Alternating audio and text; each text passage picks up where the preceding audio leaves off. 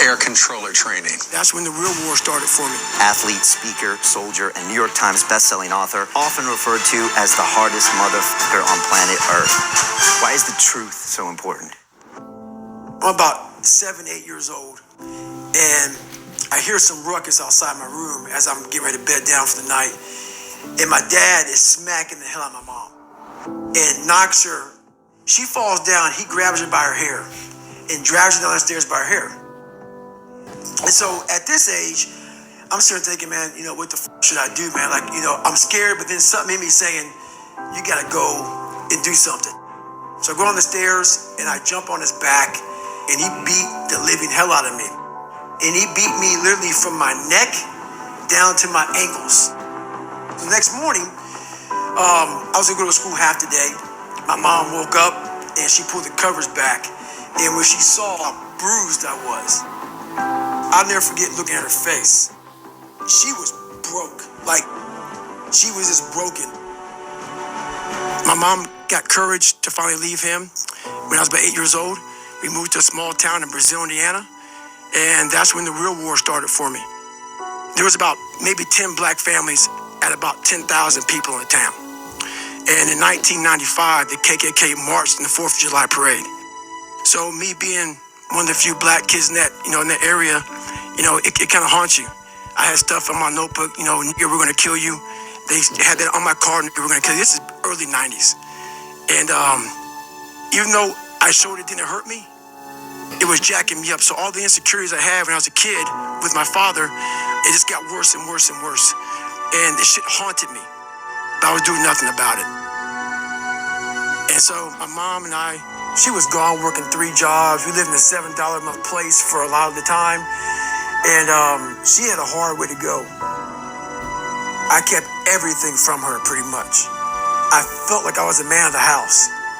So I didn't want her to know anything about my life. I cheated all through school. Copied from the 4th grade to my junior year in high school on every assignment. She got a letter in the mail from my high school. And I'm a junior in high school, and the letter says pretty much your son's gonna flunk out. He's missed 25% of school. And she was always gone, so I didn't went to school. She read the letter to me. She put my bed, and I broke. I couldn't imagine going back through that again. And I started finding things that was comfortable. And the more things I found comfortable, the more uncomfortable my mind was. And I gained 125 pounds in that time frame. I went from 175 to almost 300. And I started working for a job called Ecolab, where you spray for cockroaches at 24.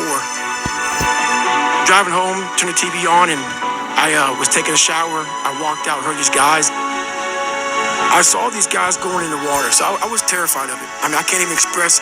And these guys ringing the bell, quitting, dropping their helmet down, rolling out. A lot of guys just leaving. And it made me reflect on my fears, my insecurities.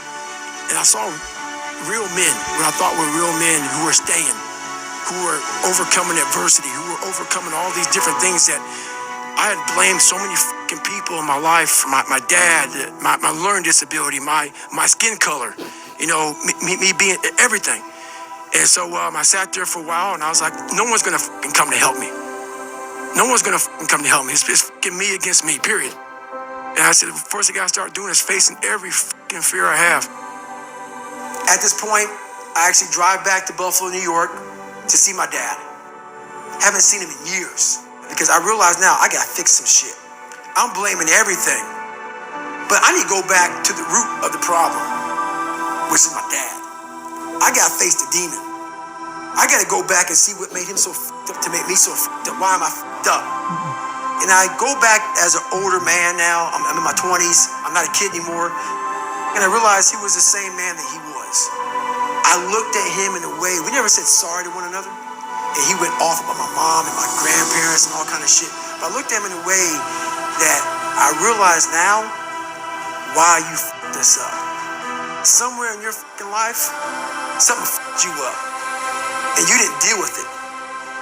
And so you put that shit on me, my mom, and everybody around you. I'm gonna deal with my shit. You gave me this. I'm gonna fix it though. I go home, several months go by. What it was, I was obsessed with Rocky. When I was a kid, I'd come home every day, and I would fast forward with the little VHS tapes to round 14. When Apollo Creed beat the fucking shit out of Rocky, beat the shit out of him, he kept fighting. He was a dumb fighter. That was me. Couldn't read, couldn't write. Apollo beat the shit out of him. He was in that corner, and everybody was saying, stay the down. And him getting up, Apollo Creed raised his arms up in the air, turned around, thought he won the fight. He turns around and sees this guy getting up, and it was the face of Apollo Creed that changed my life. The face of Apollo Creed. It was like, just by that motherfucker getting up, not winning, just by him getting the up, Rocky had taken his soul. His head goes down, he looks at him like, what the are you? But said, this motherfucker is gonna keep coming after whatever the is in front of him. I want it to be that. I wanted to feel something besides defeat. I wanted to just go the distance. I wanted that worse than anything in the world. And now I'm like, okay, here we go. It's time to be a Navy SEAL. Hell Week is 130 hours of continuous training. You might get 2 hours of sleep. And what it does is, it's designed to break a man. If you only fix the surface, you will never get through Hell Week. We're all, a lot of us are going through a hard time in life. Some people have been bullied. Some people are just stressed out. Some people are insecure. And the world puts a lot of this shit in your mind. It's not just you. I had to develop a mindset that was indestructible. I had to armor plate my mind. It's about what you're saying to yourself, but it also comes with work. We have a factory, a nice governor in our brain, and it's a survival mechanism. It protects us from pain and suffering. The second we feel that shit, our mind says, oh no, this isn't fun. We should back off. We should sit down, find something more comfortable. It knows what you're afraid of. It knows your insecurities. It knows your deep, dark lies.